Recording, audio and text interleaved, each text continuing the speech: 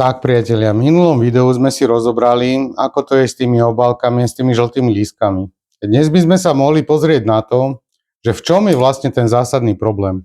Že obyčajná obálka, obyčajný list pošty, položím ho, není tam nič označené, není to vidno, že by to bolo z nejakého úradu, človek to podvedome odloží. A toto je dôvod, prečo prichádzate o peniaze. Úplne najzákladnejšia vec je, že to, že vy si v duchu myslíte, že však vybavím to potom, vybavím to neskôr a niekedy máte aj objektívne dôvody.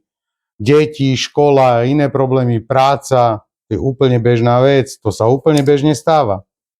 Ten problém nastáva v tom, ako to vníma ten, kto vám ten list poslal.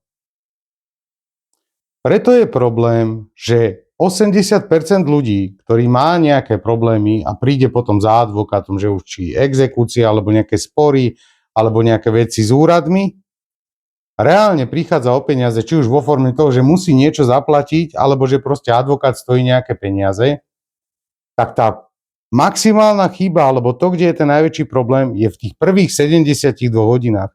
Pretože to je alfa a omega takýchto vecí. Veľmi veľa ľudí si neuvedomuje, že to, či odpíšete alebo neodpíšete, a keď odpíšete a odpíšete o 14 dní, úrad to neberie, že ste nemali čas, že máte kopec starostí, že máte deti, školu, prácu, nedaj Bože chorobu. Úrad to berie, že ste nereagovali. A nereagovanie znamená, že potvrdzujete to, čo je v tom liste. Preto je to tvrdenie o tom, že vás nezabíja to, čo je v tom liste napísané, alebo že to by bol ten najväčší problém. Najväčší problém je to, že sa nerieši okamžite. Je strašne veľa listov, ja si dovolím tvrdiť, že až 90% tých listov je takých, že sú v nich lehoty, dokedy sa treba vyjadriť a stačí čiarka. Mali sme aj v našej praxi také prípady, že proste stačilo len napísať nesúhlasím, alebo proste len slovko, len veta, len niečo. A celé sa to zmenilo. Lebo tie úrady vám primárne, alebo súdy, exekutívne, nechcú primárne zle. Jedná sa o to, že sa potrebuje od vás nejaký kvalifikovaný výstup, to znamená odpoveď ľudskou rečou, nejaká proste konverzácia, komunikácia a vtedy sa tá vec začne riešiť. V momente, keď sa neozvete, nie je čo riešiť pre úrady. Takže, priatelia, žiadne odkladanie, žiadne založenie do šuflíka.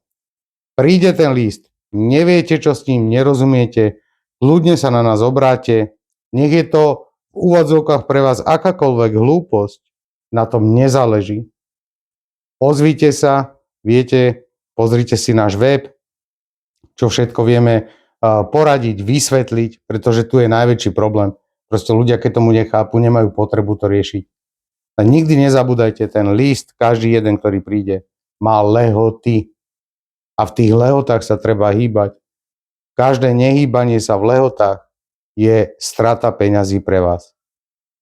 Sledujte nás aj pre viacej informácií. Pekný deň.